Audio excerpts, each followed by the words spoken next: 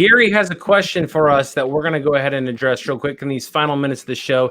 He said, what is the first thing you would do to meet private investors starting out?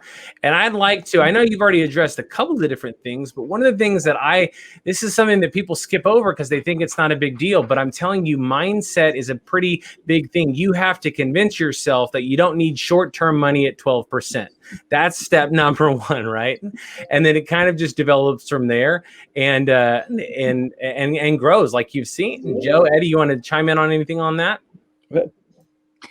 Yeah, if you don't believe, I talk to people all the time that don't believe there's billions of dollars of long-term private capital that will give you money for 5 to 20 years at 5% interest. They don't believe it. Well, if you don't believe it, you're not going to do it. So let me just say that NoteSchool has now a lot of evidence from a lot of different people that have done it. And I agree with you, Brian. If the first thing you have to know is it is a reality. It can happen. And then somebody like Jeremy has just simply gone through the steps.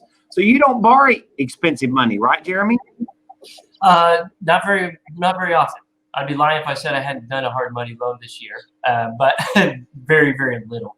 It doesn't matter how much you pay for money if you're only going to borrow the money for 90 days. Right. Okay, I don't care what the interest rate is. That's not long-term money.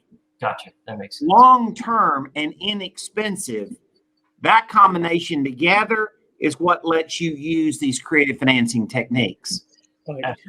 Yes, sir. Yeah, that's it.